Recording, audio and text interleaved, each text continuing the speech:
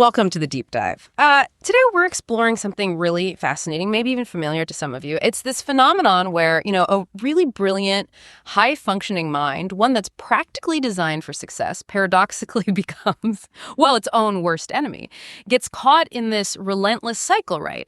Overthinking, over-modeling things internally. Let's paint a picture. Think about someone like Alex. A CEO, maybe. Outwardly super confident, decisive, gets things done. During the day, he's navigating those high-stakes meetings, making tough strategic calls, leading his company with, a clear vision. He's the definition of someone who thinks ahead, plans meticulously, troubleshoots problems before they even surface. But here's the kicker, the paradox. When night falls, Alex's brain doesn't just quiet down. Nope. It shifts into overdrive. It starts running these endless what-if disaster simulations, just on repeat. It might start small, something like, what if that key client pulls out? But then it quickly spirals. Catastrophic scenarios. What if this little cough is actually something really serious? And each imagined disaster just feeds the next one. It's like a chain reaction of potential failures, health scares, social screw-ups. And this constant internal churning, it leads straight to decision paralysis and just this pervasive chronic angst. Even though objectively the statistical odds of these catastrophes happening are incredibly low. Alex actually feels these simulations in his body. Racing heart, tight chest, you know the feeling. So he's this picture of outward success, but inside, he's trapped. Endlessly rehearsing utter doom scenarios. How does a mind that's so good at planning for reality get so incredibly brilliant at tormenting itself with fiction? That's what we're diving into. Yeah, Alex's story, while it sounds specific, really shines a light on a core challenge. It's something many highly intelligent analytical people face. So our mission in this deep dive is to really unravel why minds like his, minds capable of such sophisticated thought, such strategic foresight, can get so profoundly stuck in these debilitating worry loops. We're going to dig deep into the brain's architecture, starting with a really fascinating, maybe often misunderstood network, the default mode network, the DMN. The DMN, right. Think of it as your brain's internal simulator, its chief storyteller in a way. First, we need to understand its essential job, the good stuff, its adaptive role. What it's supposed to do. Exactly. And then we'll explore how this powerful system, when it goes awry, can basically transform into what we might call an internal doom simulator. We'll connect the dots between specific neural circuits and that lived experience of anxiety. Particularly how an overstimulating brain, one that's just overloaded with threat predictions, leads to that incredibly frustrating state of decision paralysis. Analysis paralysis, yeah. Precisely. We'll unpack some cutting-edge research looking through the lens of predictive processing, trying to understand why our brains sometimes produce these significant errors in their simulations and what that really means for chronic anxiety. And finally, crucially, we'll translate all this knowledge into practical, evidence-based solutions. We're talking medications, therapies, and we'll wrap up with a concrete exercise we call the DMN cool down, designed specifically to help quiet that overactive mind. Our goal isn't just to understand anxiety on an intellectual level. It's really to equip you with actionable insights, tools you can use to break free from that chronic overthinking and, hopefully, regain control over your remarkable mind. That's a really comprehensive roadmap. So let's start right there with this central player, the default mode network. What exactly is the DMN, and why is it so fundamental to just how our minds operate? Okay, so at its core, the DMN is, it's a set of interconnected brain regions. A network. And it truly springs to life when your mind turns inward. It's most active when you're not intensely focused on some external task, but rather when you're reflecting, remembering, or imagining. Kind of the brain's baseline activity. Sort of, but it's more directed than just baseline. Think of it as your brain's built-in simulation engine and its primary storyteller. It gets activated during a whole array of internally generated tasks.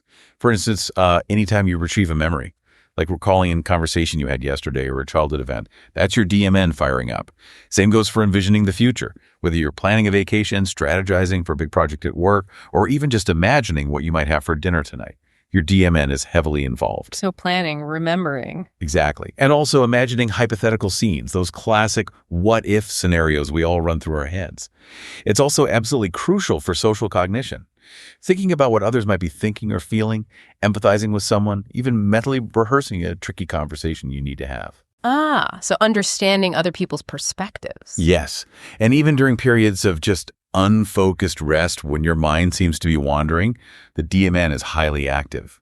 That's when it manifests as that continuous stream of mind-wandering, daydreaming, constantly weaving this ongoing narrative of your thoughts. Okay, so it's clearly doing a lot more than just casing out. It sounds like under healthy conditions, this DMN, this internal simulation system, actually serves us incredibly well. What are its really positive adaptive functions? You're absolutely right. When it's functioning healthily, the DMN is, frankly, remarkable. Its primary job is to construct a coherent inner narrative. It does this by seamlessly integrating your memories, your stored knowledge, your self-reflections, all into this continuous story of, what's happening in my world and what does it mean to me. That sense of self, almost. Exactly. That internal narrative is absolutely central to our sense of self. It helps us maintain our identity, our sense of continuity over time. It allows us to remember who we are, connected to our past experiences, and project ourselves into future goals. And as we mentioned, its role in social cognition is huge. It enables us to vividly imagine other people's perspectives or to rehearse important conversations before they happen. So essentially, the DMN's ability to mentally time travel, to simulate possibilities, anticipate outcomes, that's a truly remarkable cognitive asset. And that links back to Alex, the CEO. Precisely. This is where we see its direct link to Alex's success. His exceptional strategic planning, his ability to visualize countless potential outcomes, his meticulous troubleshooting of scenarios before they arise, these are all incredibly DMN-intensive activities. He's using that simulation power constructively. And this generative capacity, this ability to create internal scenarios, can also foster creativity and problem solving. Research actually shows that when our minds wander, they often drift towards personally significant topics or things related to our goals. It's not just random nonsense. So it's a powerful tool designed to help us navigate our complex world. Absolutely. A deeply adaptive tool. But it sounds like the very thing that makes it powerful, its freedom, its ability to roam mentally without being tied to the outside world, could also be its vulnerability, its Achilles heel, perhaps. What's the downside, the sort of double-edged sword aspect here? That's precisely where the challenge lies. The DMN's freedom from immediate external constraints means thoughts can, indeed, roam in any direction, and that includes dark or anxious directions. Research consistently shows that during idle moments, our minds commonly drift into this mix of freely wandering past recollections, future plans, and other personal thoughts. Just drifting. Right. And sometimes these mental meanderings are intentional, like consciously planning for that meeting tomorrow. But often they unfold without our explicit intent. They almost hijack our attention until something really salient, either internal or external, pulls us back to the present. This has been quite aptly described as an internal train of thought. And unfortunately, that train can sometimes get stuck on the same track. Going round and round. Exactly. This is where its powerful simulation capabilities become problematic. We see this manifest primarily in two ways. Rumination, which is that repetitive negative thinking about past or present problems, just chewing on them endlessly. And worry, which is the flip side. Repetitive, anxious forecasting of future mishaps. What might go wrong? Both of these patterns, rumination and worry, are deeply linked to DMN dominance. They represent the darker side of its otherwise remarkable capabilities. Okay, wow, that's quite a setup. So we've established the DMN is crucial, our internal storyteller and simulator, but it clearly has this potential dark side. Let's take a quick pause here, maybe do a mini recap before we dive into how it becomes maladaptive, just the key takeaways so far. Good idea. So at about the 5-minute mark here, let's summarize Chapter 1. Mega recap. We've defined the default mode network, the DMN, as the brain's internal simulator and storyteller. It's most active during inward focus, things like recalling memories, planning the future, thinking about ourselves, understanding others. Crucially, it's vital for our sense of self, our identity, and our ability to plan ahead, which is a key strength for someone like Alex. However, it's a double-edged sword. Because it operates freely, thoughts can easily turn negative and get stuck in repetitive loops. These problematic loops often manifest as rumination, focusing on past-present negatives, or worry, anxious forecasting about the future, both linked directly to DMN activity. Perfect. Let's put that on a flashcard. Flashcard. DMN, brain's internal simulator storyteller. DMN, active during inward focus, memory, future, self, social. DMN, crucial for self, identity, planning, Alex's strength. Double-edged sword. Thoughts can turn negative, get stuck. Double-edged sword. Rumination, past, present, negative. And worry, future, anxious, linked to DMN. All right, Chapter 2 then. When does this internal mentation, this simulation engine, turn maladaptive? What happens when it stops being a helpful guide and becomes, as you put it earlier, something more insidious, like an internal doom simulator? Yeah, that phrase really stuck with me. How does that transformation happen neurologically? It's a striking shift. In clinical conditions like major depression and anxiety disorders, this normally adaptive internal GPS can tragically become precisely that, an internal doom simulator. And what's key here is the consistent body of evidence linking DMN overactivity and hyperconnectivity to these maladaptive thought patterns, especially chronic rumination. Numerous large-scale meta-analyses confirm this. They show increased DMN activation during rumination, specifically pinpointing core hubs like the posterior cingulate cortex and the medial prefrontal cortex. Certain DMN subsystems seem particularly involved. So it's not just active, it's too active and maybe too connected within itself. Exactly. And it's also about how it's connected to other regions. For example, connectivity analyses in depression show elevated functional coupling, stronger connections between parts of the DMN and a region called the subgenual prefrontal cortex, or SGPFC. And importantly, the strength of this connection often predicts how severe the rumination is. And the SGPFC, what's its role? The SGPFC is a key region involved in processing emotions, particularly sadness and negative mood states. So this suggests a really vicious cycle. The DMN's self-focused stream of thought becomes tightly functionally coupled with these emotional pain circuits. It's almost as if your brain's powerful narrative generator, the DMN, has been hijacked by an incredibly unhappy narrator. It relentlessly loops over distressing content, and those negative feelings are fed directly back into the narrative, strengthening it. Wow, so the thoughts and the negative feelings become wired together, reinforcing each other. How does this specifically show up in anxiety disorders, like generalized anxiety disorder, GAD, where that constant worry is the absolute hallmark? GAD is really the quintessential example of excessive worry, and it beautifully illustrates these DMN abnormalities. Studies looking at resting state brain activity in people with GAD often show abnormal DMN connectivity patterns, and these patterns map directly onto their symptoms. There was a recent, very comprehensive connectome-wide study on GAD that shed a lot of light on this.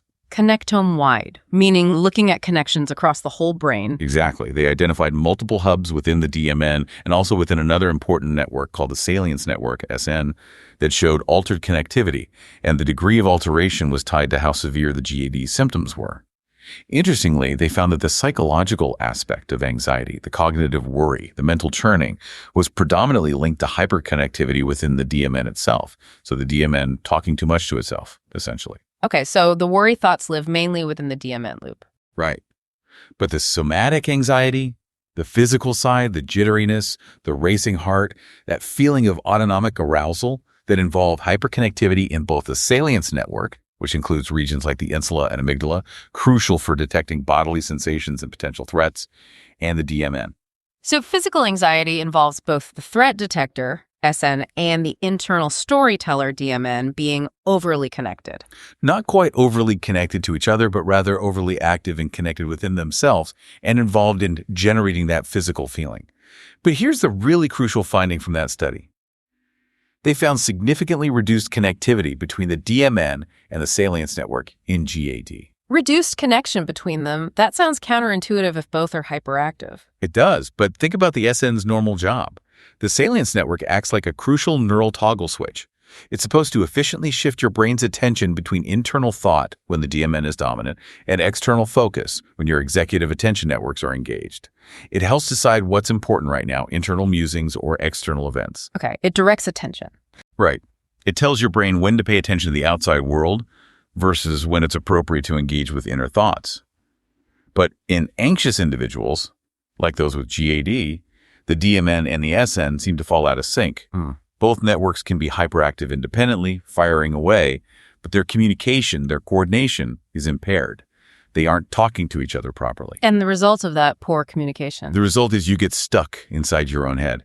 That critical salience cue, the internal alert from the SN that should normally yank you out of a negative thought spiral, the signal that says, hey, pay attention, focus on this real task out here. It just doesn't come through strongly enough or isn't processed correctly by the DMN. I like the analogy of a car with a jammed transmission, the mental gear shift, the one that should smoothly transition you from internal thought back to external engagement, malfunctions. I see. So for Alex, when he starts catastrophizing in bed at night... Exactly. His brain's salience system can't effectively disengage the DMN and refocus him outward. It makes it incredibly difficult for him to just snap out of it. The worry loop perpetuates itself, partly because the mechanism for switching out of it is faulty. That jammed transmission analogy really captures that feeling of being trapped inside your own thoughts. So how does this DMN hyperactivity and this poor network communication actually look in terms of daily life functioning? What are the practical consequences, especially for high achievers like Alex? Functionally, it often manifests as that debilitating decision paralysis we mentioned earlier, and also something we can term overmodeling. Individuals can become utterly unable to make a decision, even simple ones sometimes, because their DMN is relentlessly spinning out an overwhelming number of simulated consequences. Too many possibilities. Way too many. And as we've discussed, because of the anxiety bias, most of these imagined outcomes are exaggeratedly dire. The brain simply cannot confidently conclude which potential outcome is realistic or most likely. Every choice feels fraught with immense, disproportionate risk. Because the internal evidence is skewed. Precisely. The internally generated evidence, those vivid, emotionally charged simulations, are consistently skewed towards threatening scenarios. They feel real, even if they aren't rational. In its subclinical forms, this is that classic analysis paralysis or overthinking that many high achievers, maybe especially analytical types, experience. You run scenario after scenario, meticulously modeling every conceivable twist and turn of events. Trying to control for everything. Right, until you've generated so many potential models that you completely lose perspective on what's actually probable versus what's just a far-fetched worst-case fantasy. Yeah. We can think about this as over-modeling in a sort of computational sense. Your internal model of the future becomes so overfit to fear that it generates predictions that are highly prone to error. It's like a machine learning model trained only on negative data. It predicts negative outcomes everywhere. And is there brain imaging evidence for this even outside of diagnosed disorders? Yes. Neuroimaging studies of people who are chronic worriers, even those who don't meet the full criteria for an anxiety disorder but just score high on worry questionnaires, support this. They often show atypical DMN dynamics. Some studies note deficient integration between the DMN and the salience or attention networks in these high worry-prone individuals. This really hints that even dispositionally anxious brains struggle significantly with efficient network switching, leading to that pervasive stuck-in-my-head sensation and the tendency towards overanalysis. Okay, this is really painting a picture of how the brain's wiring can contribute to anxiety. We're about 10 minutes in now. Let's do another quick recap of this chapter on the maladaptive DMN. Sounds good. Chapter 2, Summary Time. Mega recap. We explored how the DMN, when it becomes maladaptive, transforms into an internal doom simulator, driving patterns like rumination or worry. This is linked to DMN overactivity and hyperconnectivity, sometimes involving problematic coupling with emotion centers like the SGPFC and depression. In anxiety disorders like GAD, we see a complex picture. The DMN is hyperactive internally, driving cognitive worry. The salience network, SN, is also hyperactive, linked to physical anxiety symptoms. But there's poor communication between the DMN and SN. This breakdown in communication acts like a jammed transmission, making it hard to shift out of internal thought loops. Functionally, this manifests as decision paralysis and overmodeling, where the brain generates too many dire scenarios, losing perspective due to being stuck in fear-driven internal simulations. Got it. And the flashcard version. Flashcard. Maladaptive DMN, internal doom simulator. Maladaptive DMN. Hyperactivity, hyperconnectivity linked to rumination, e.g. DMN, SGPFC, coupling and depression, GAD, DMN, hyperactive worry, salience network, hyperactive physical anxiety, but poor DMN, SN communication. Result, stuck in head, decision paralysis, overmodeling due to fear bias. All right, Chapter 3. This sounds like a fundamental glitch in how the brain processes information, how it makes sense of the world, and predicts the future. So why does the anxious DMN so consistently overshoot? Why does it create these alarming, often wildly inaccurate simulations? Yeah, what's the underlying mechanism that makes it lean so heavily towards disaster? This is where the framework of predictive processing, or sometimes called Bayesian predictive coding, becomes incredibly useful. Modern neuroscience increasingly views the brain not just as passively reacting to incoming sights and sounds, but as a sophisticated prediction machine. A prediction machine. Yes. It's constantly generating predictions or hypotheses about what it expects to receive as input from the world, and then it updates those predictions based on the actual sensory evidence it receives. It's trying to minimize prediction error, the difference between what it expected and what actually happened. Within this framework, you can think of the DMN as a very high-level predictor, especially when it comes to complex things like socio-emotional information and things relevant to our sense of self. Okay, so the DMN is predicting future social outcomes, self-related events. Exactly. And from this perspective, anxiety isn't just, feeling worried. It's seen as a significant distortion in this finely tuned predictive machinery. It's fundamentally a problem of two key things: priors and precision. Okay, priors and precision. Let's break those down. What exactly are priors in this context? How do they contribute to anxiety? Priors, or prior beliefs, are essentially your brain's deeply ingrained expectations about the world. They're based on past experiences, learning, maybe even genetic predispositions. Now, for someone like Alex or anyone prone to anxiety, there's often a remarkably strong prior belief that bad outcomes are not just possible, but highly likely, even when objective logic or past experience suggests otherwise. So the default assumption is negative. Pretty much. And the insidious result of having an overweighted threat prior is that when Alex's mind tries to predict, say, what will happen in tomorrow's investor meeting, this prior immediately skews the simulation towards disaster. His DMN then dutifully generates a catastrophic scenario because that's what the dominant prior belief dictates is most probable. The system expects bad news, so it simulates bad news. Precisely. Yeah. And in predictive coding terms, this prior belief in danger is often precisely weighted. That means the brain has exceptionally high confidence in this prediction of danger. It treats the bad outcome likely belief as very reliable information. And because it has such high confidence in the threat prior, it tends to downplay or even completely ignore contradictory evidence. The thought, well, actually, most of my meetings go perfectly fine. Or looking at the true base rates of success in his career, that evidence is assigned very little weight, very low confidence, or precision. So the positive evidence just doesn't register strongly enough. Right. Anxiety effectively sets the brain's prediction dial far too aggressively towards something will definitely go wrong, and it holds on to that prediction very tightly. Okay, that covers the priors, the biased expectations. Now, what about precision? How does misallocating precision contribute to this anxiety loop? Precision, in this model, is essentially like a confidence rating or a volume knob. It tells your brain how much attention, how much weight to give to a particular signal. That signal could be an internal prediction coming down from higher brain areas, top down, or incoming sensory evidence coming up from the body or the world, bottom up.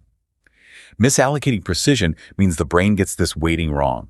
It might pay way too much attention to noisy, unreliable signals while ignoring clear, reliable ones.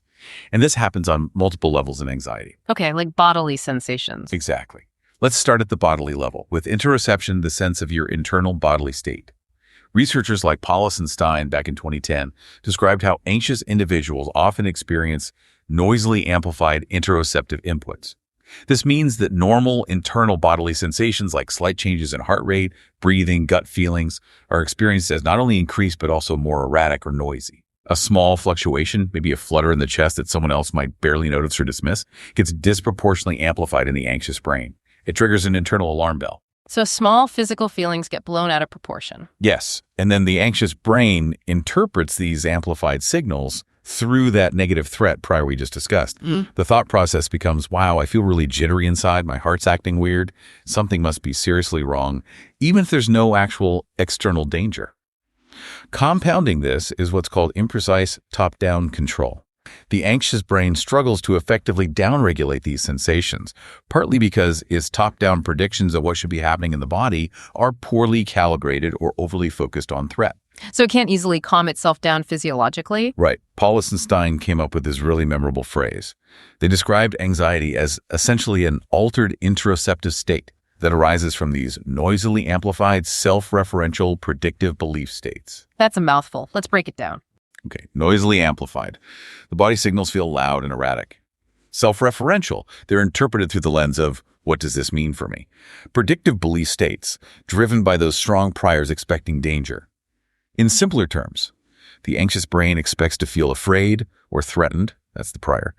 It then scans the body hypervigilantly, allocating high precision to interoceptive input. It finds even normal, harmless physiological flutters, but because they feel amplified and noisy, it confirms its prediction. See, I'm feeling anxious, threatened, danger must be present, even when there's absolutely no external threat. So the internal prediction of fear and the internal sensation of arousal just feed off each other. Exactly. It becomes a deeply entrenched, self-perpetuating loop, all happening internally. Okay, that makes sense for the body level. But this misallocation of precision isn't just about body signals, right? It impacts thoughts and those DMN simulations too. Absolutely. The exact same principle applies on the higher cognitive level, with the thoughts and mental simulations generated by the DMN. When Alex's DMN cranks out a simulation like Project X is definitely going to fail and I'll probably get fired, a non-anxious brain might tag that thought as, a low probability worst case scenario and move on. It assigns it low precision, low importance. In the anxious brain. In the anxious brain, that very same thought is assigned extremely high precision. It feels incredibly important. It feels highly likely. It grabs attention and demands to be dwelled upon. And the very act of dwelling on it, running it over and over, is like feeding it more evidence in the brain's predictive system, making it feel even more real and plausible. While discounting the good stuff. Precisely. Meanwhile, contradictory information memories of past successes, we handle bigger projects, reassurances from others, the team is strong, objective data suggesting things are on track, all that safety-related evidence is assigned lower precision. It just doesn't feel as convincing, as salient, or as important as that vivid, scary scenario playing out in the DMN. So the bad predictions stick around. They persist, largely uncorrected. The DMN keeps generating these simulation errors, these vivid, emotionally charged stories of disaster that, statistically, rarely come true. But the brain, trapped in this cycle of biased priors and misallocated precision, fails to effectively extinguish or update those stories based on real-world outcomes. Why doesn't it learn when the disaster doesn't happen, like with Alex's meetings always going fine in reality? That's the million-dollar question. There are a few possibilities within this framework. Maybe the brain discounts the crucial no disaster happened, evidence it just doesn't register with enough precision to force an update of the model. Or maybe the relief is fleeting, and the brain quickly moves on to simulating the next potential threat before the safety learning can really consolidate. Alex imagines his business collapsing every night, yet it never does. The lack of update might be because his underlying prior belief, collapse is always just around the corner, is just too deeply entrenched, too precisely weighted. Or perhaps the precision setting on the incoming evidence, actually collapse didn't happen today, is set too low for the brain to take it seriously enough to revise its core beliefs. It's like the brain refuses to believe the good news. In a way. This is why some researchers describe chronic anxiety as a state of learned uncertainty. The brain, perhaps through repeated experiences of stress or unpredictability, even just imagined ones, learns that nothing is truly predictable or safe. So it remains perpetually hypervigilant, always expecting the other shoe to drop. Alex's relentless drive to stay 10 steps ahead while adaptive in business might have inadvertently taught his brain that the only reason disaster hasn't struck is because of his constant vigilance. Letting his guard down feels dangerous. It becomes an overgeneralized survival strategy where the cost is constant internal turmoil. That's incredibly insightful. So anxiety is like this hyper-alert system that's simultaneously really bad at learning from new, reassuring information because it doesn't trust it. How do we know this isn't just, a neat theory? Is there empirical evidence for this predictive system imbalance? Yes, absolutely. There's growing empirical support from neuroimaging and computational studies. For example, one quite elegant neurocomputational experiment induced a state of threat anxiety in healthy individuals, basically, telling them they might receive a mild electric shock unpredictably. Under this anxious state, they found that the brain's response to any kind of surprise, even unrelated auditory tones, became exaggerated. The brain was jumpier, more reactive to the unexpected. More sensitive to prediction errors. Exactly. The study concluded that threat-induced anxiety produced unbalanced feed-forward signaling, meaning the bottom-up signals coming from the senses were amplified, amplifying ascending sensory prediction error signals and diminishing descending prediction signals. Okay, let's translate that. In plainer terms, anxiety flooded the brain with bottom-up error messages. Every unexpected stimulus, no matter how minor or irrelevant to the actual threat, was treated as a potentially significant event, a deviation from expectation that needed attention. But simultaneously, the top-down predictions, the signals coming from higher brain areas that normally help interpret and contextualize those error signals, like, oh, that's just a normal house sound, ignore it. Those were weakened. So alarms are loud, but the everything is okay message is quiet. Precisely. This hypervigilant mode, while theoretically optimizing the detection of genuine threats, severely impedes the brain's ability to learn that certain cues or situations are actually safe. An anxious brain effectively turns up the volume on every incoming warning signal, no matter how faint or meaningless, and turns down the volume on its own prior knowledge or reassuring top-down predictions that could otherwise calm the system. And applying that to Alex. For Alex, lying awake at 2 a.m., every creak in the house, every minor worry thought that pops into his DMN triggers an immediate high-volume something's wrong. Alarm. Bottom-up error signal. And in that moment, no amount of recalling his decades of success — I've handled successful meetings for 10 years, the top-down prediction — can fully penetrate or reassure him because its volume is turned down too low by the anxiety state. Okay, we're about 15 minutes in. This paints a really clear, if concerning, picture of anxiety as a predictive processing glitch. Let's do a recap of this chapter. Good point. Chapter 3 summary. Mega recap. We framed anxiety through the lens of predictive processing. The brain is seen as a prediction machine, with the DMN acting as a high-level predictor. Anxiety arises from glitches in this system, specifically involving priors, overweighted threat expectations, believing bad outcomes are likely, and precision, misallocating confidence or attention. On the body level, this leads to noisily amplified interoceptive inputs. Small bodily sensations feel loud and alarming, feeding a loop where the feeling confirms the fear. On the cognitive level, high precision is given to scary DMN simulations, making them feel real and important, while safety evidence, past success, lack of actual disaster, is assigned low precision and gets discounted. This can lead to learned uncertainty, where the brain expects volatility and struggles to update its models even when predictions are wrong. Neurobiologically, anxiety seems to amplify bottom-up error signals, warnings, while weakening top-down predictions, reassurance context, creating a persistent, self-reinforcing worry loop primarily staged within the DMN. Excellent. And the flashcard bullet points. Flashcard. Brain. Bayesian prediction machine. DMN high-level predictor. Anxiety. Problem of priors. Overweighted threat expectations. And precision. Misallocated confidence. Anxiety. Noisily amplified interoceptive inputs. Feedback loop. Paulus and Stein. Cognitive level. High precision for scary DMN simulations. Low for safety evidence. Learn uncertainty. Brain expects volatility. Struggles to update. Anxiety. Amplifies bottom-up errors. Weakens top-down predictions. Garrido study. Result, self-reinforcing worry loop. All right, Chapter 4. Now let's bring all these complex concepts, the DMN, the salience network, priors, precision, simulation errors together. Let's step right inside Alex's specific experience.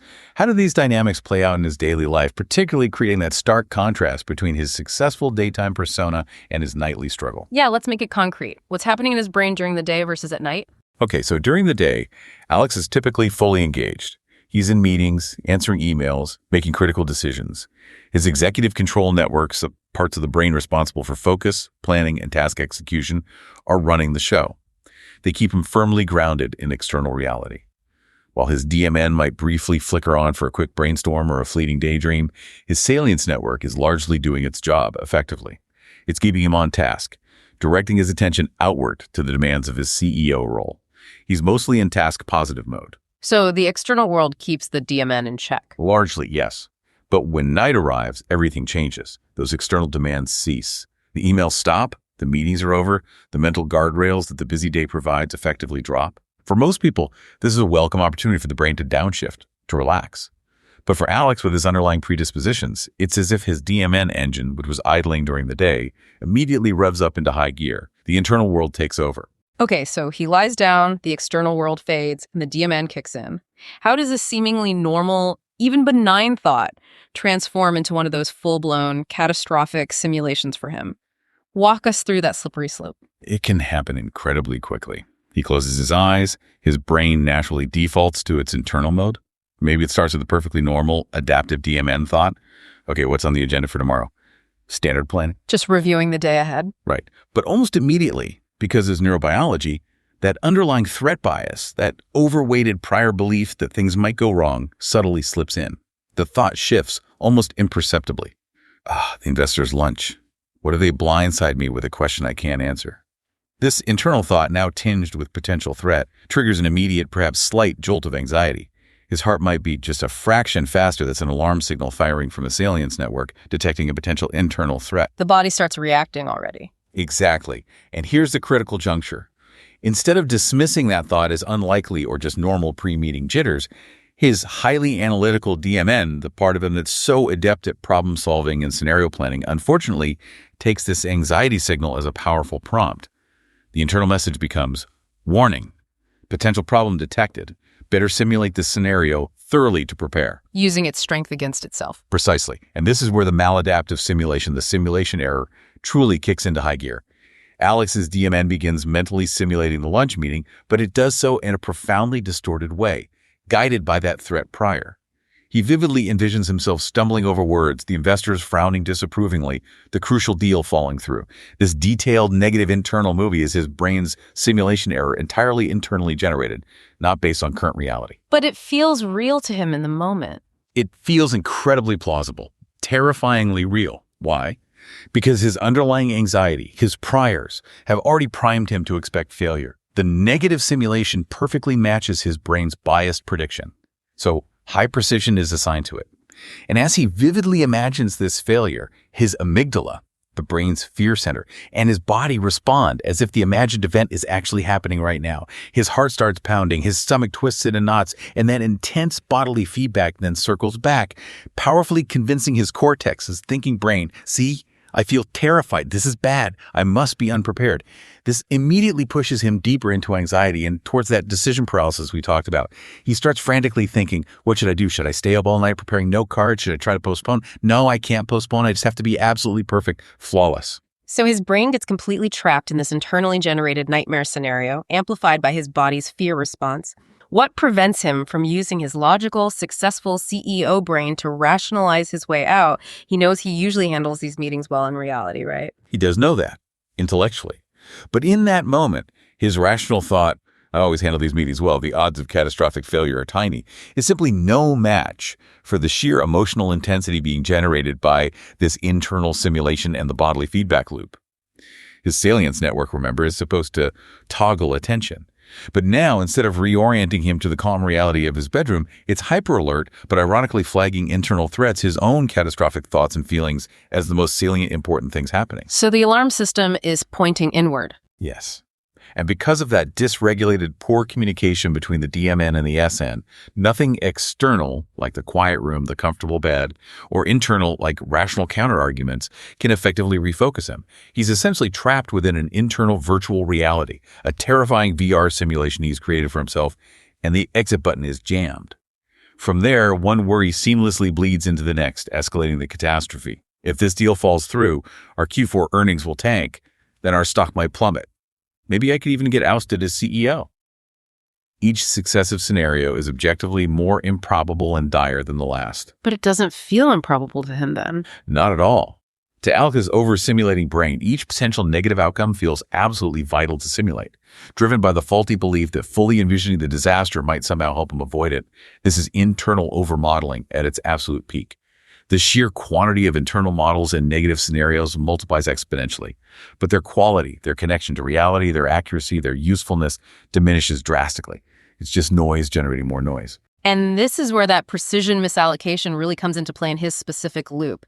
How does his brain get the weighting of evidence so wrong? Precisely. In that state, his brain treats these highly speculative, internally generated worst-case thoughts, I'll be fired, the company will collapse, as critically important information. It assigns them extremely high precision, they feel urgent, real, and demand immediate attention and counterplanning. Yet, any concrete lack of evidence for these fears, like the fact that there were no signs of investor discontent during the actual day, or his long track record of success, is given very little weight. That counter-evidence receives very low precision. It feels flimsy, unconvincing compared to the vivid internal horror movie. Even external reassurance might not stick. Often, no.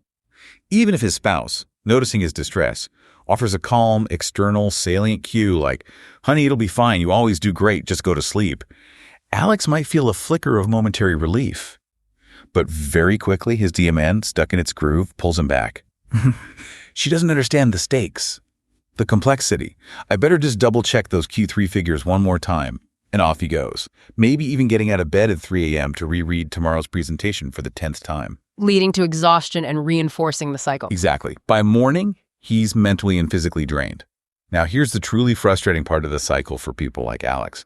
When he actually arrives at the meeting the next day, likely running on fumes and anxiety, he often functions exceptionally well. Despite the internal turmoil beforehand. Yes. The real-world feedback, the immediate demands of the situation, the social interactions, these engage his task-positive networks, which naturally inhibit or quiet down the DMN.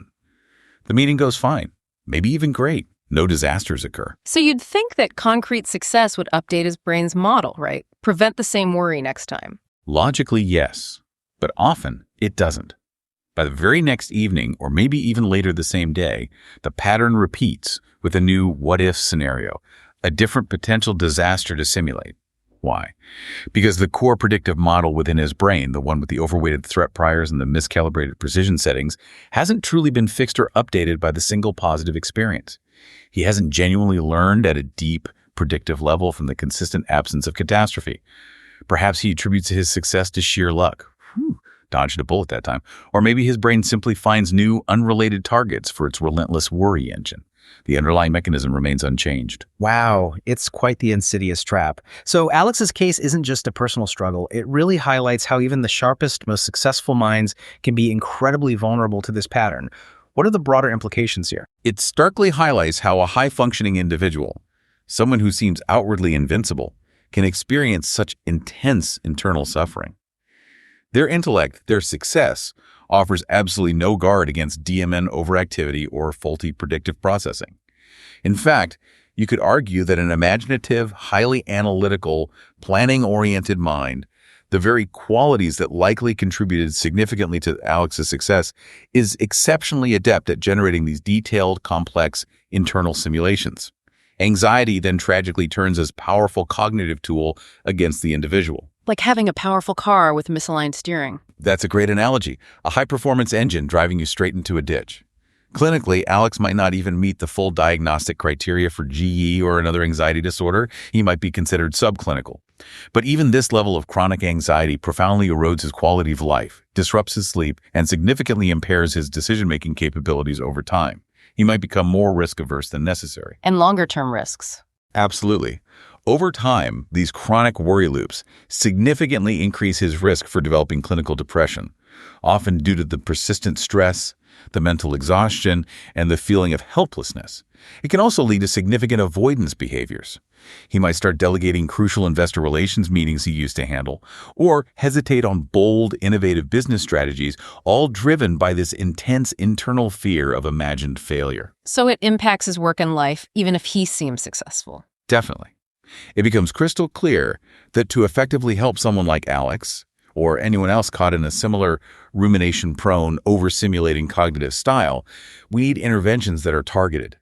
They need to address both the maladaptive mental narrative itself and its insidious connection to the emotional and bodily responses that keep the loop going.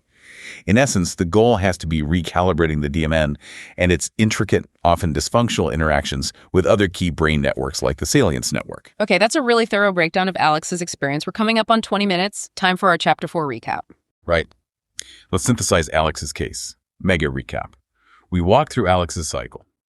During the day, external demands keep his DMN largely in check via executive networks.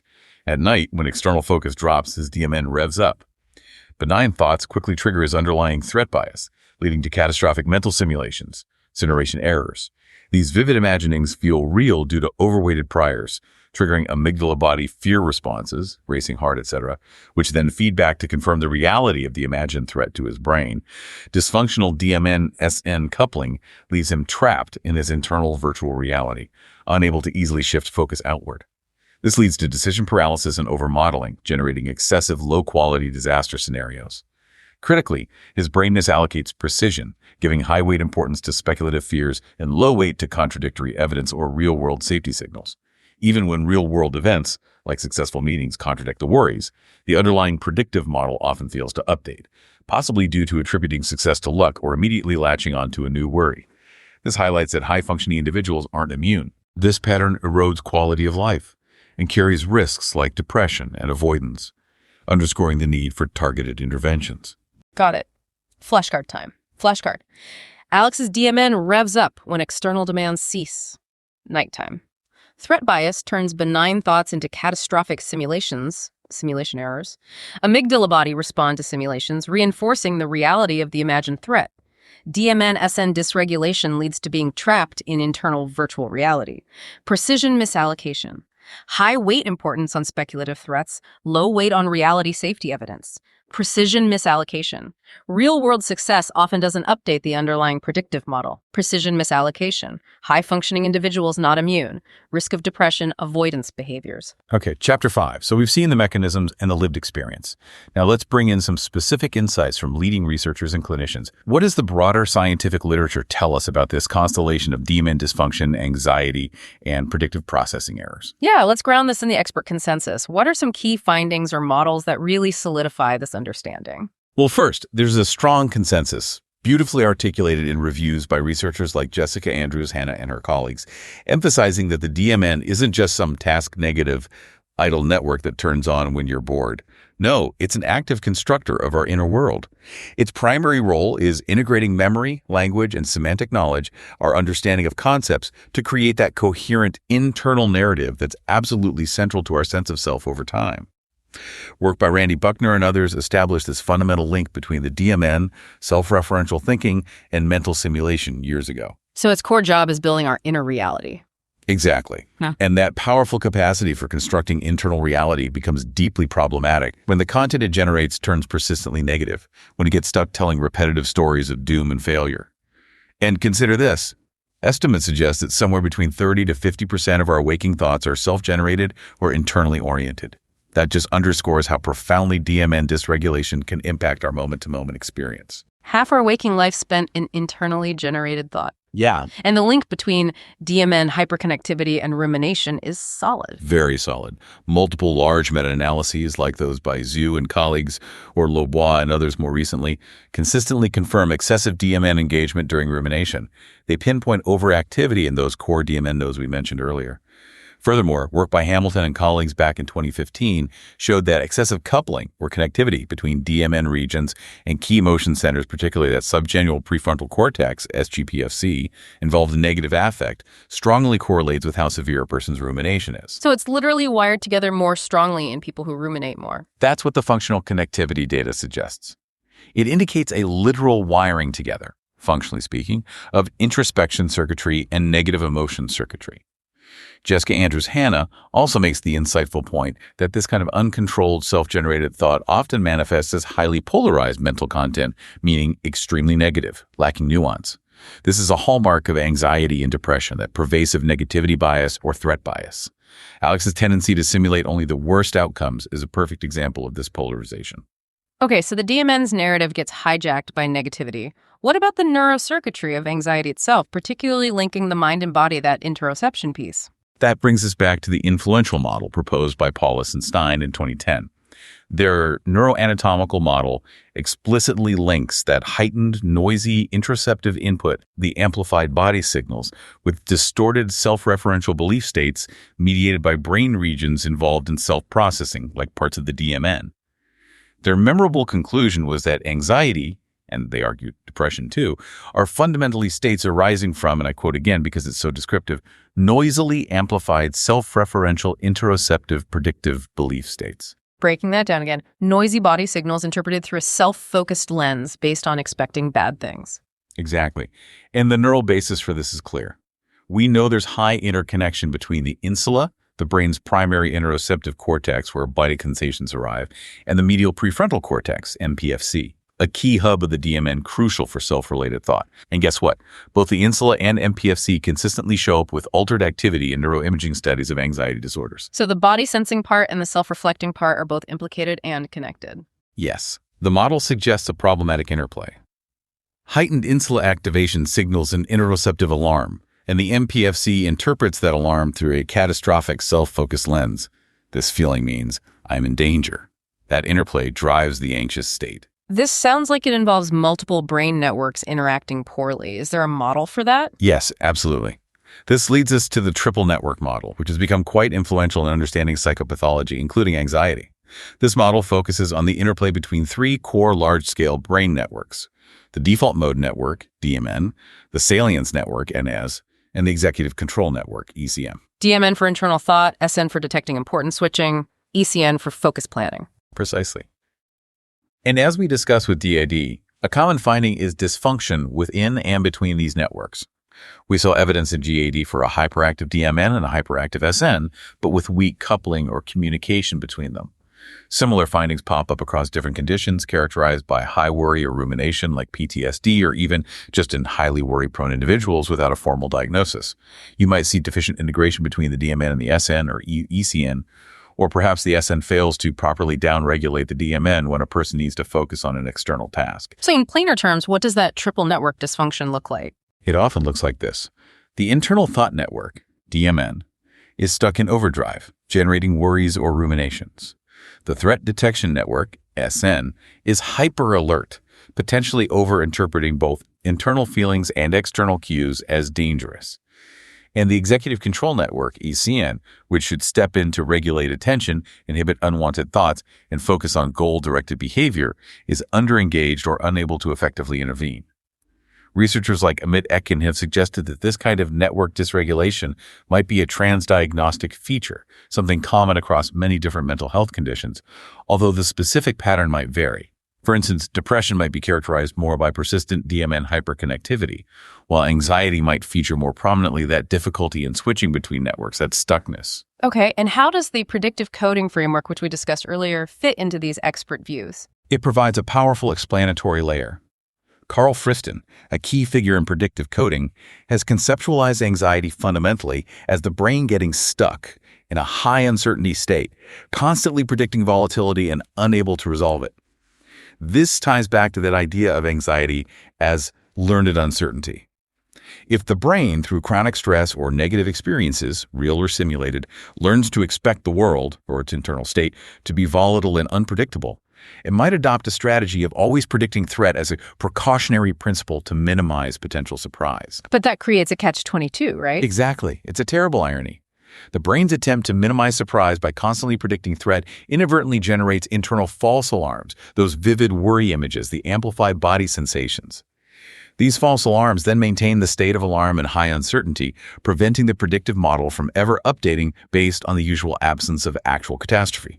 The system can't learn it's safe because it keeps scaring itself. And Marta Garrido's work fits here too. Yes. Her work on anxious hypervigilance, finding that imbalance where feed-forward, bottom-up sensory error signals, outweighs feedback, top-down predictions under threat conditions, provides a potential neural signature for this. It shows the brain sensing lots of errors or deviations from expectation, but failing to effectively use top-down knowledge to update its predictions and calm down. What does this predictive coding view imply for treatment? It clearly implies that effective treatments need to restore balance to this predictive system. They need to either turn down the noise, reduce the frequency and intensity of those bottom-up false alarms, or strengthen the top-down safety predictions, helping the brain learn to dismiss or downweight those false alarms when they occur. Or ideally both. So wrapping up these expert insights, anxiety, especially the kind we see in high-functioning individuals like Alex, isn't about a lack of cognitive ability. If anything, it's cognition misdirected. Intelligence turned against itself. Precisely. The powerful DMN, evolved for imagination, self-reflection, and planning, ends up feeding the fear circuits instead of serving constructive, reality-based goals. The crucial next question, then, is how do we break this cycle? How do we help the DMN serve a better master? That's the perfect transition. We're about 25 minutes in. Let's get that Chapter 5 recap down. Okay, Chapter 5 summary. Mega recap.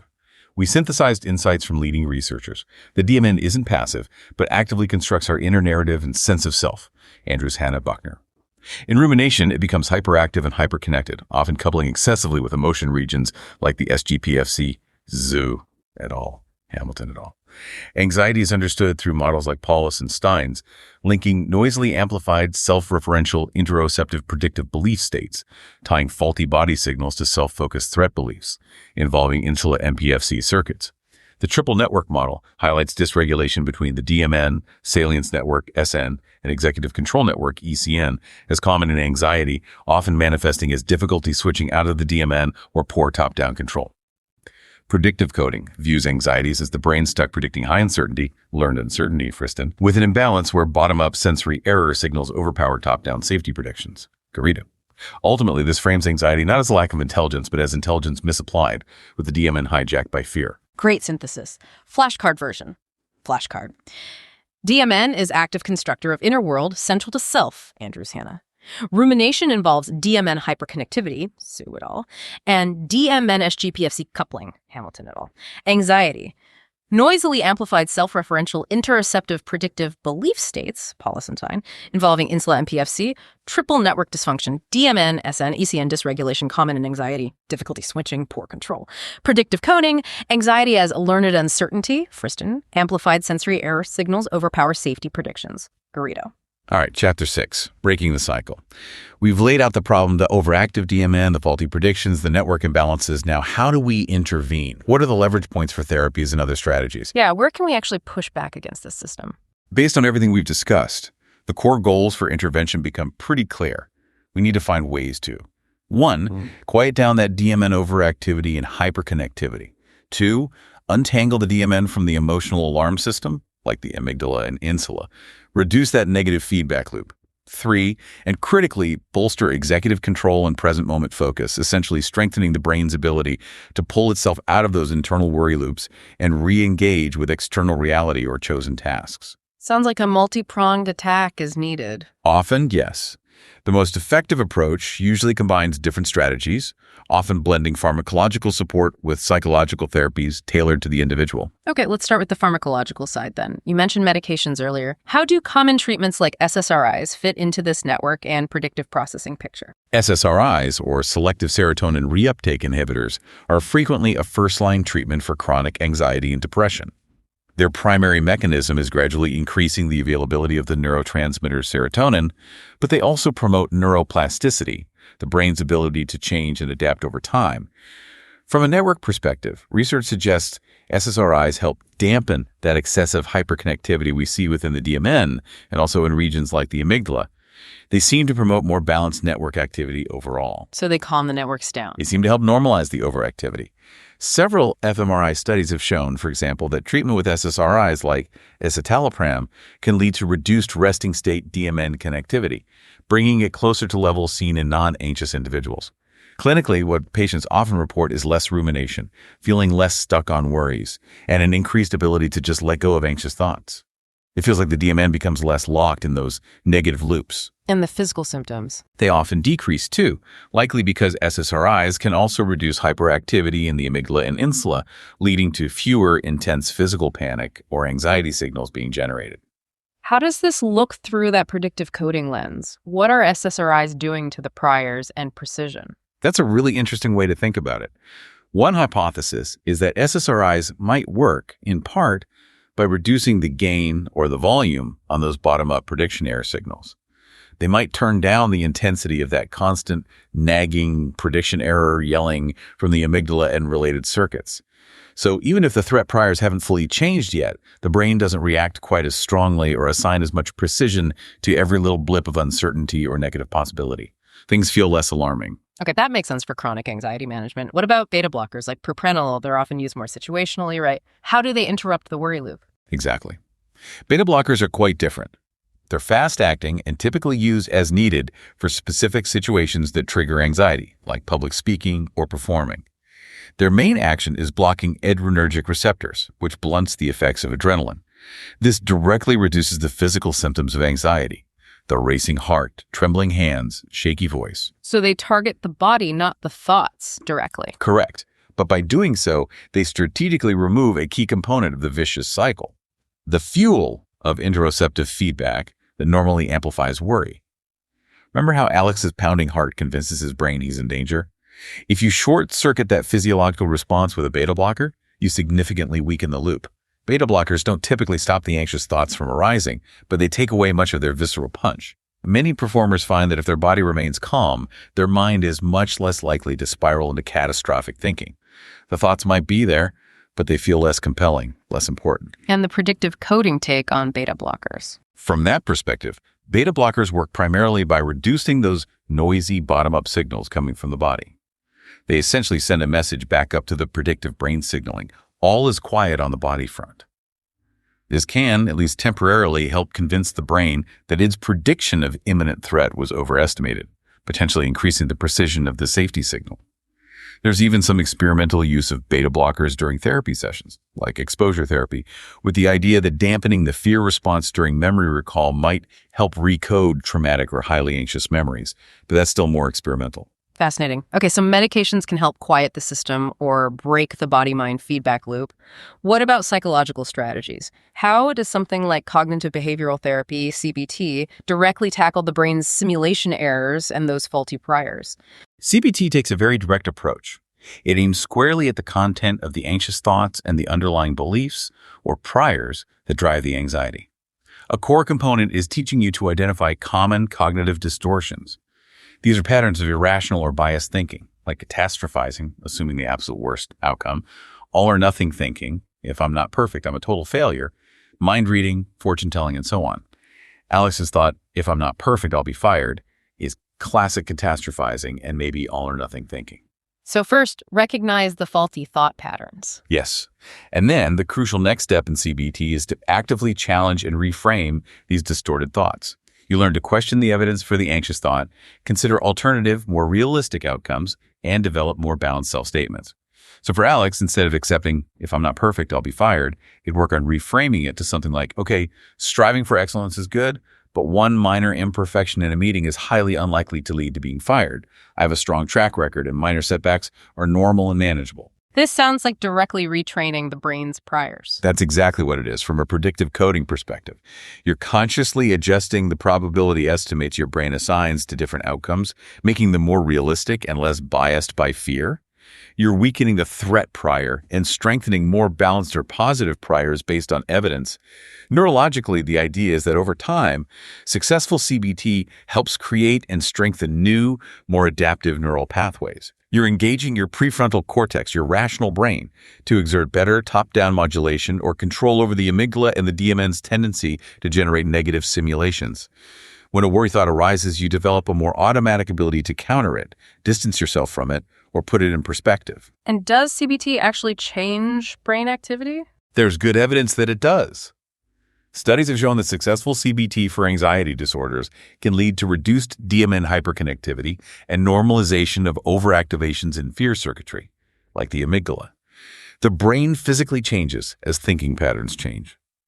Interestingly, some research even suggests that certain patterns of brain connectivity before therapy, like connectivity between the insula and frontal regions, might predict how well someone responds to CBT, hinting at the underlying network dynamics. So for Alex, CBT would really focus on that evidence-based thinking. Absolutely. It would involve meticulously examining the actual, concrete evidence for and against his catastrophic predictions. He'd be encouraged to treat his anxious thoughts as hypotheses to be tested against reality rather than facts. The goal is to systematically identify and correct those recurring simulation errors by injecting objective data and rational counterarguments. Okay. CBT tackles the thought content head-on. What about mindfulness and related approaches like decentering? These often feel quite different, less about challenging thoughts and more about relating to them differently. How do they impact the DMN and this whole process? You're right. Mindfulness and decentering approaches tackle the problem from a distinct yet complementary angle. Instead of directly changing the content of the thoughts, they aim to change your relationship to your thoughts.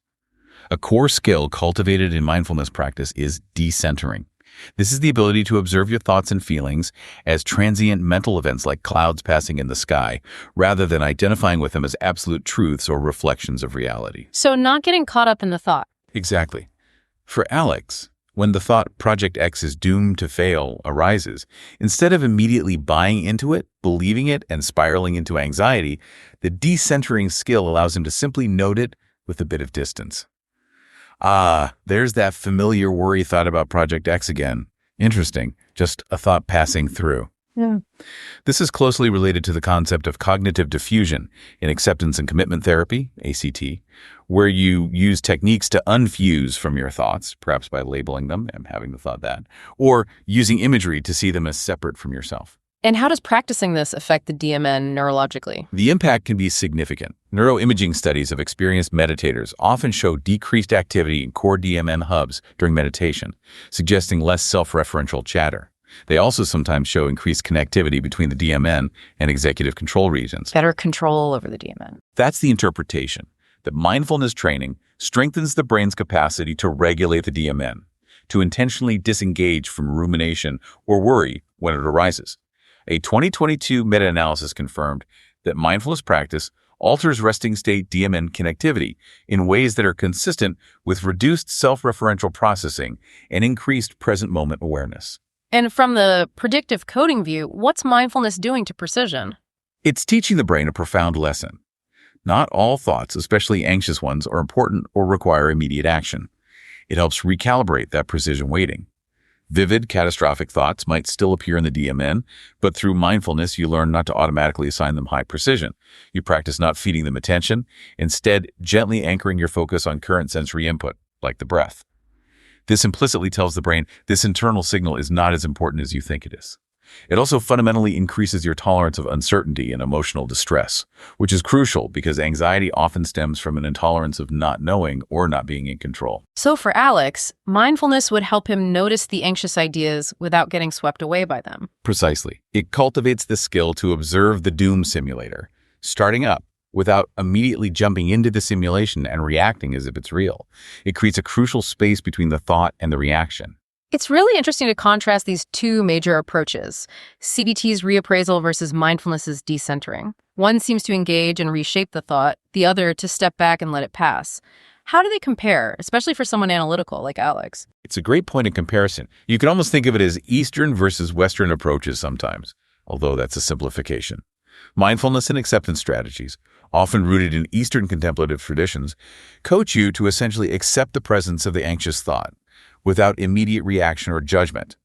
When the disaster scenario arises, you notice it, maybe take a breath, acknowledge its presence, a little worry, and then consciously choose to return your focus to something tangible in the present moment, like the sensation of your feet on the floor, rather than following the thought down its rabbit hole. Let it go, essentially. Let it be there without engaging it, yes. CBT-style reappraisal, perhaps more characteristic of Western psychotherapy traditions, encourages you to actively engage with the thought, challenge its validity, and consciously reshape it into something more realistic or helpful.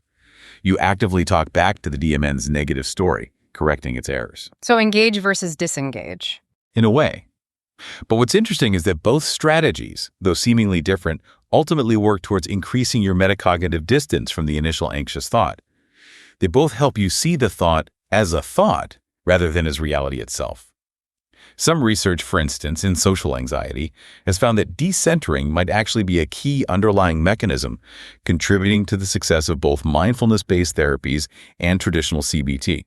Ah, so maybe they achieve distance through different routes. Possibly. You could use an analogy. Reappraisal is like actively counter-arguing or rewriting the script, a top-down cognitive intervention.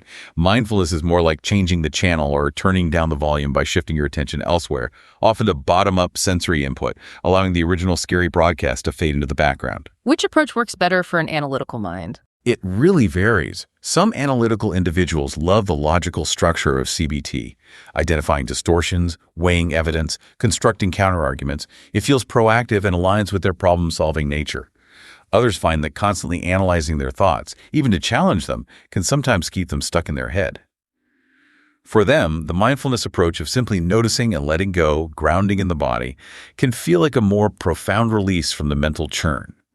Often, as you hinted earlier, a blended approach is incredibly helpful. Use CBT skills to rationally reassure the mind that the fears are likely overblown and that logical plans are in place.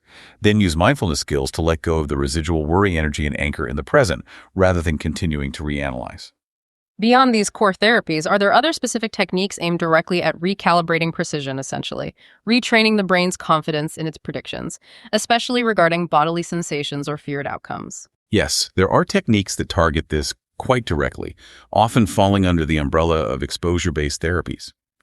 Biofeedback, for instance, gives you real-time information about your physiological state, like heart rate or skin conductance. By seeing this feedback, you can learn to consciously influence these responses, but also, crucially, learn to tolerate fluctuations without panicking. It helps you reinterpret those noisy signals. Similarly, interoceptive exposure involves deliberately inducing feared physical sensations in a safe environment. For example, someone afraid of panic attacks might be guided to spin in a chair to induce dizziness, or breathe quickly to feel shortness of breath. Making yourself feel the scary physical symptoms on purpose? Exactly. The goal is to learn through direct experience that these sensations, while potentially uncomfortable, are not actually dangerous and do not inevitably lead to catastrophe. This directly challenges the brain's predictive model, showing it that a racing heart doesn't equal dying, updating the precision assigned to the danger interpretation of that sensation. Traditional exposure therapy for specific phobias or fears works on the same principle for external triggers. It forces the brain to rigorously test its catastrophic predictions against reality.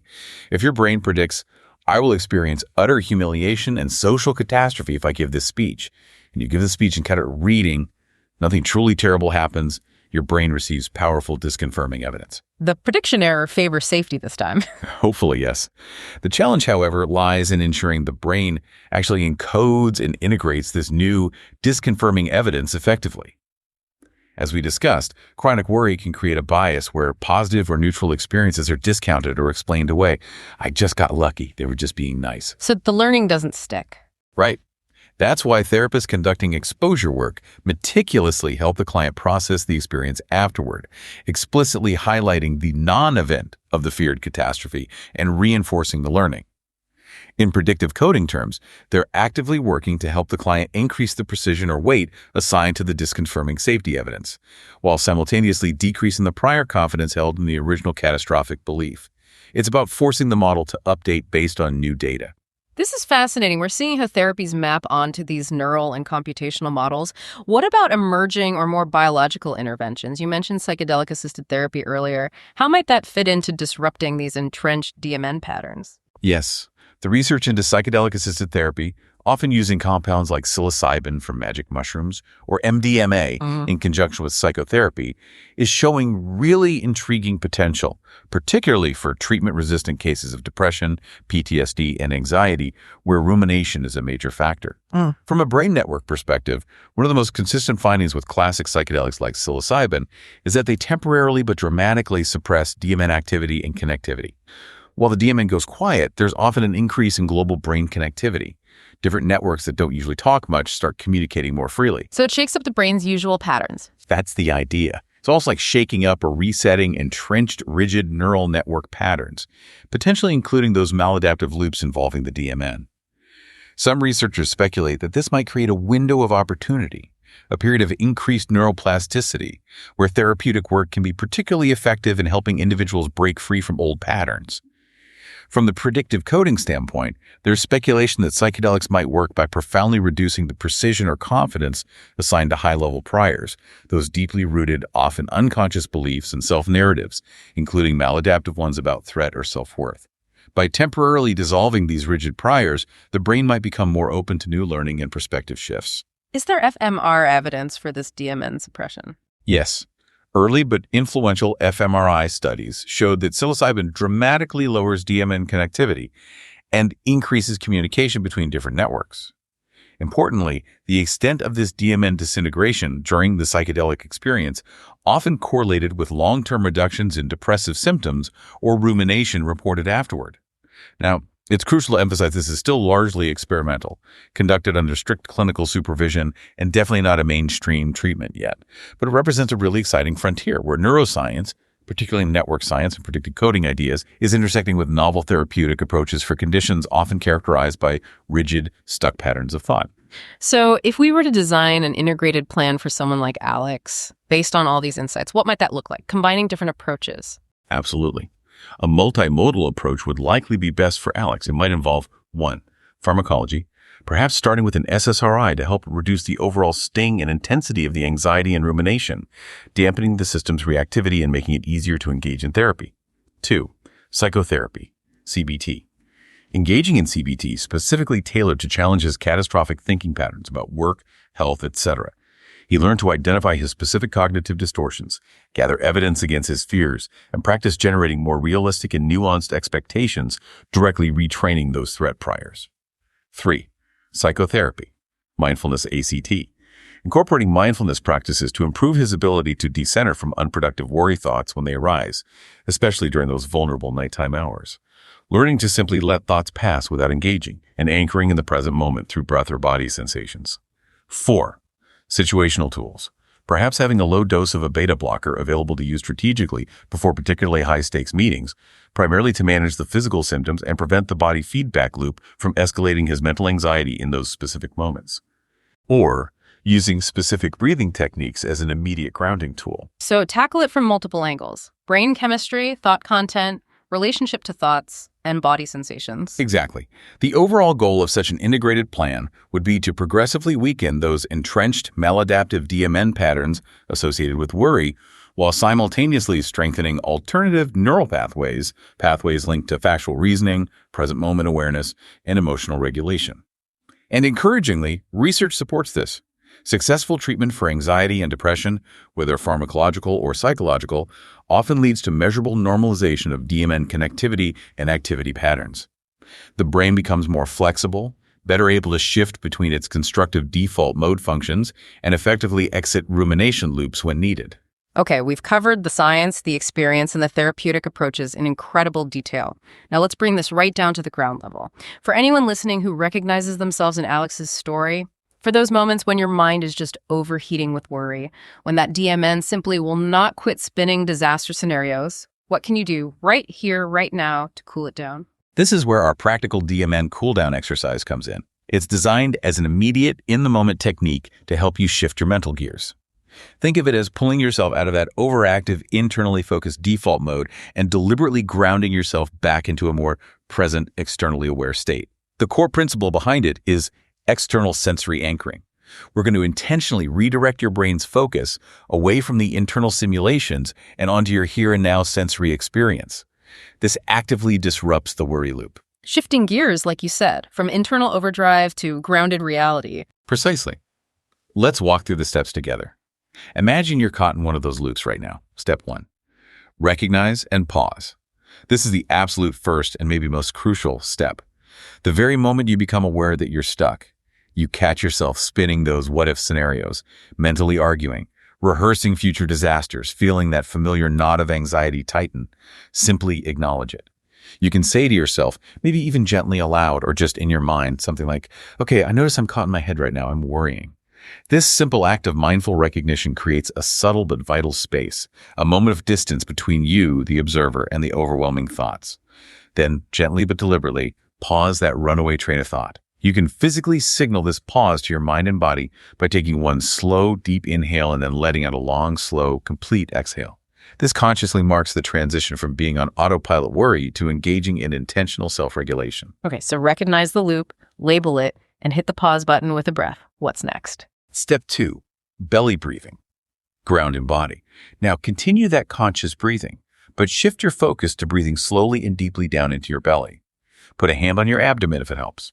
Feel the physical sensation of your belly gently rising or expanding on the inhale and falling or releasing on the exhale. Aim for about 5 to 10 of these slow, deep belly breaths. This specific type of diaphragmatic breathing is powerful because it directly activates your parasympathetic nervous system, your body's natural rest and digest or calming system. It sends a physiological signal of safety to your brain. It also provides your salience network, the network that directs attention with a simple, neutral, rhythmic, and consistent stimulus to latch onto. The pure physical sensation of breathing. As you continue these slow breaths, if those worry thoughts try to pull your attention away, just gently acknowledge them without judgment and redirect your focus back to the feeling of the breath moving in and out. Imagine the thoughts are like distant radio chatter in another room. You know they're there, but you're consciously choosing to tune into the breathing channel right now. This is about gentle redirection, not fighting the thoughts. Slow belly breathing to calm the body and give the mind a neutral focus. Got it. Step 3. Step 3, 5, 4, 3, 2, 1, sensory scan, external focus. This is where we actively and systematically redirect your attention outward, pulling your focus away from the internal DMN chatter and engaging your external senses one by one. You're going to name, either out loud or just silently in your mind, the following things from your immediate environment. 5 things you can currently see. Really look around and notice the details. Don't just list objects, but observe them. For example, I see the specific pattern of light hitting the wall over there. I see the exact shade of blue on my bed sheet. I see the title of that book on the nightstand.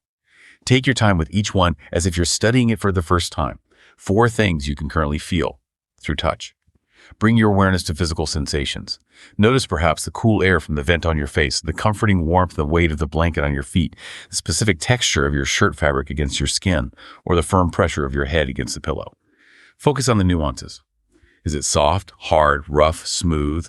What's the temperature like? 4 things you can currently feel through touch.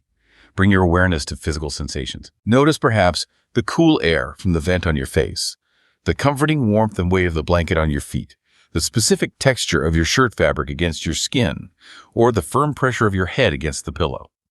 Focus on the nuances. 3 things you can currently hear. Listen carefully. This might be the subtle hum of your computer or the air conditioner, the faint sound of traffic outside, maybe birdsong if it's daytime, or even just the soft sound of your own breathing. Even in a very quiet room, you can usually find something, perhaps a faint ringing in the silence or the sound of the house settling. Just allow the sounds to come to your awareness, one by one, without judging them.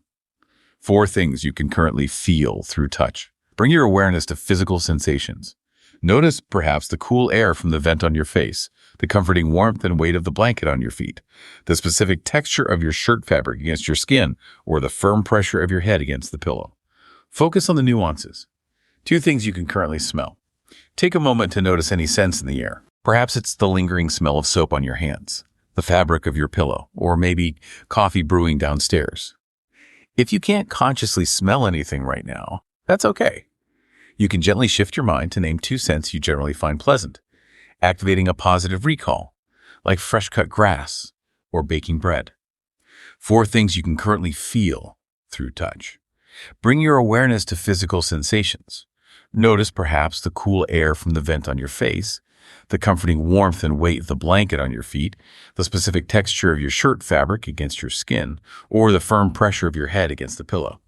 Focus on the nuances. 1 thing you can currently taste. Bring awareness to your mouth.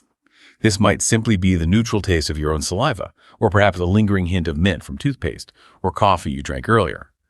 If there's nothing particularly noticeable, again, that's fine. You can simply imagine the pleasant taste of something you enjoy, like a piece of chocolate or your favorite cup of tea.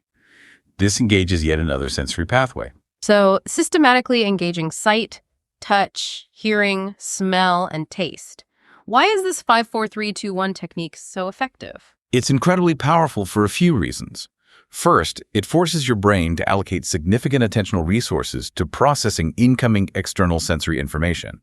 This directly competes with, and thus weakens, the DMN's hold on your attention, which is focused internally. You're essentially activating multiple sensory processing areas in your cortex, flooding your conscious awareness with real, present-moment data. Second, it deprioritizes the DMN's internally generated, often catastrophic, content by making the here-and-now reality more salient. Third, this process very often reveals a crucial truth that directly contradicts the worry narrative.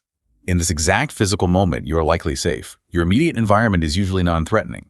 This provides powerful counter-evidence to the feeling of impending doom your DMN might be spinning. Okay, grounding in the senses is key. What comes after the 5-4-3-2-1 scan? Step 4. Describe the now. Narrate reality. After you've completed the sensory scan and feel a bit more anchored in the present, try to verbalize, either just to yourself or softly aloud, a short, purely factual, objective narrative of your current situation. Keep it simple and based only on what is actually true right now. For example, if you were Alex doing this in bed, you might say something like, "Okay, I am lying here in my bed. It is nighttime and the room is quiet. My body feels tired from the day. Nothing bad is actually happening to me right now.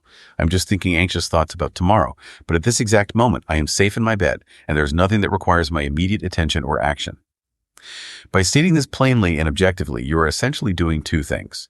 You're performing a reality check, grounding yourself in verifiable facts, and you're cleverly co-opting your DMN, your brain's narrative generator, using it to confirm the benign nature of the present moment, rather than allowing it to continue generating distressing fantasies. This is a form of reappraisal, but focus tightly on the truth of the here and now, which research shows can significantly reduce anxiety by aligning your thoughts with non-threatening reality. Using the storyteller brain to tell a true, calm story. I like that. What's the final step? Step 5. Re-engage or relax. By this point, after the breathing, the sensory scan, and the reality narration, you should notice a palpable loosening of the mental grip of that worry loop.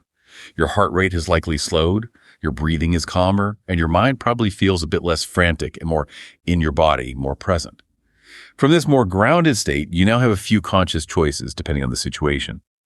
If it's bedtime, like in Alex's scenario, and your main goal is to get back to sleep, gently try to maintain your focus on simple, neutral sensory input until you drift off.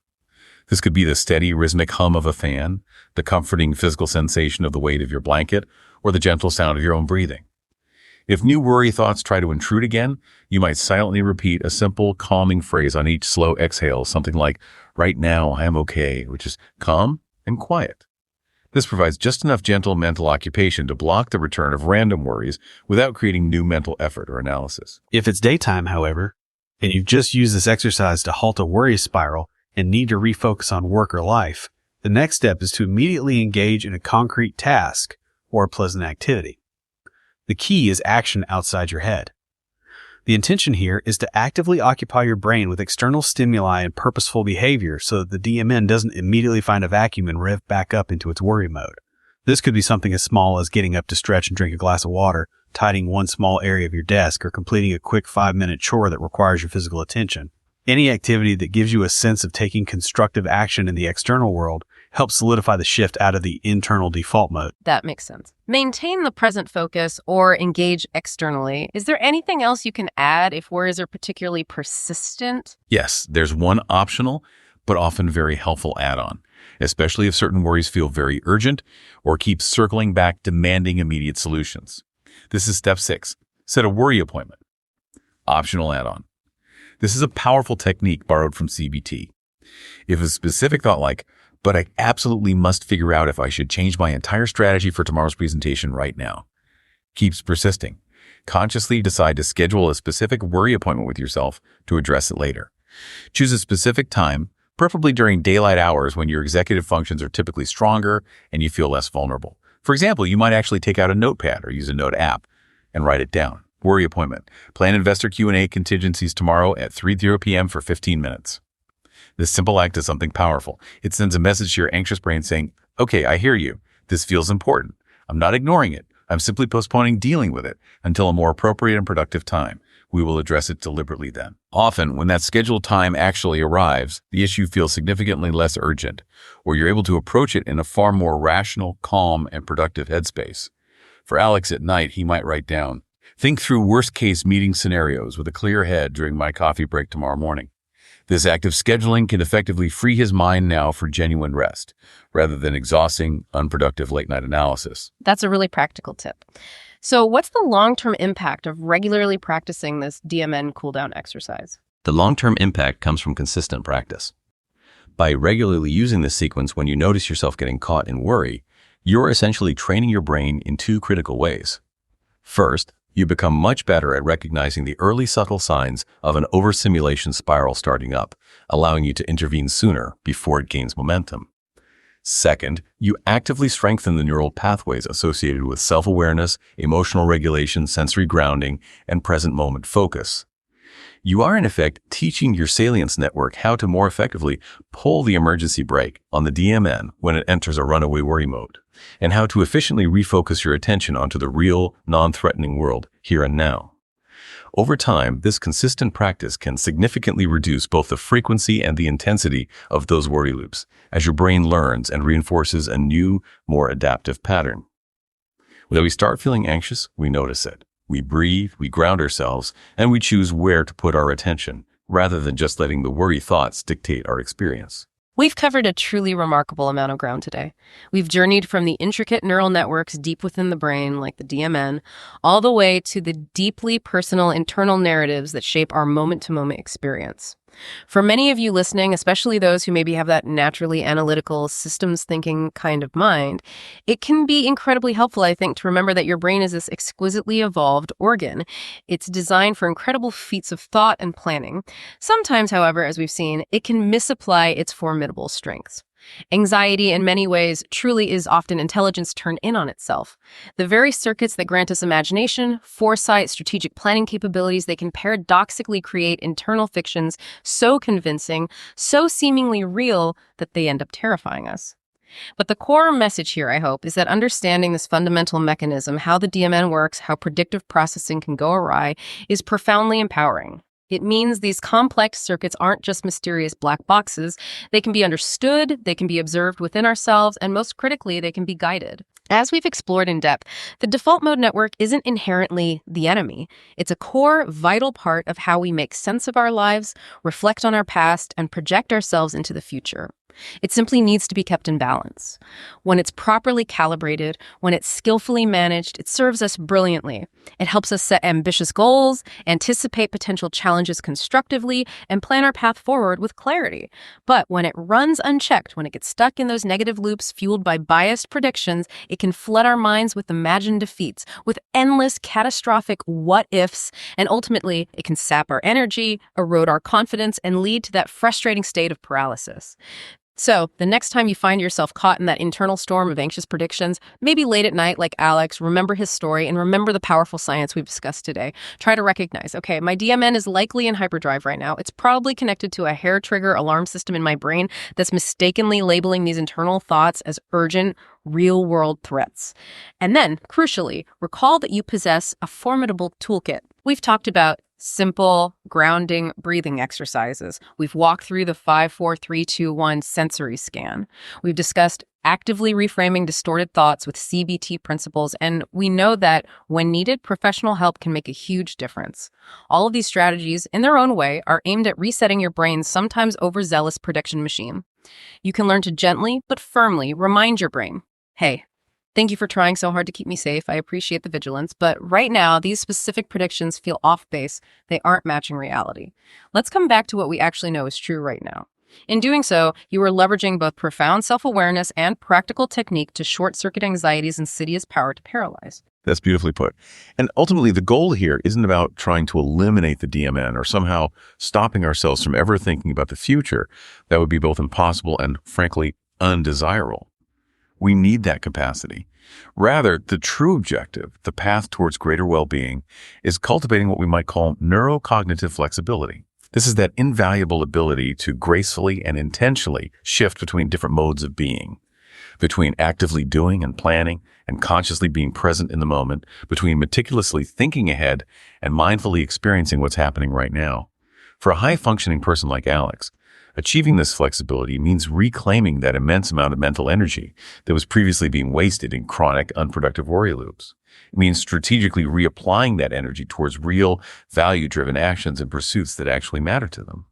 It means transforming that frustrating decision paralysis into decisive, confident action guided not by runaway fear, but by clear logic blended with a calmer, more grounded intuition. An intuition that isn't constantly being clouded by anticipatory dread. And perhaps most importantly, it means finding or rediscovering a profound sense of safety and even peace in the present moment.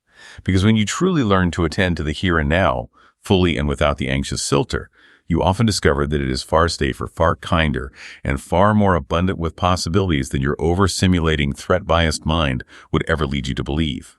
By deeply understanding this intricate interplay of neural networks, the DMN, the salience network, the executive control network, and by diligently, patiently practicing the kinds of strategies we've discussed today to adjust their interactions, you are quite literally actively rewiring your brain. You are consciously guiding it towards a state of greater clarity, greater calm, increased resilience, and more flexible functioning. It truly is where neuroscience meets personal empowerment. As we close this deep dive, I want to leave you with this incredibly encouraging thought. The human brain possesses remarkable neuroplasticity. It has the capacity to change physically and functionally throughout our lives. The very same neuroplasticity that allowed those patterns of anxiety and rumination to become so deeply ingrained within your neural pathways over time is precisely the neuroplasticity that we can now consciously harness with intention, with effort, and with self-compassion for profound healing and transformation. With patience, consistent practice, and that compassionate self-awareness, those relentless, overstimulated disaster reels can quiet down. It takes work, but it's possible. This allows you to get back into the driver's seat of your own mind, using your formidable intellect constructively, creatively, and purposefully, rather than letting it run you ragged with fear. So remember, you are not your anxiety. You are the observer, and increasingly the skilled manager of it. By actively learning to cool down the DMN when it overheats and consciously recentering yourself in the reality of the present moment, you reclaim that fundamental, empowering ability to direct your mind instead of being relentlessly driven by it. And that, for any of us struggling with an overstimulating brain, is both the most rational and perhaps the most courageous path forward.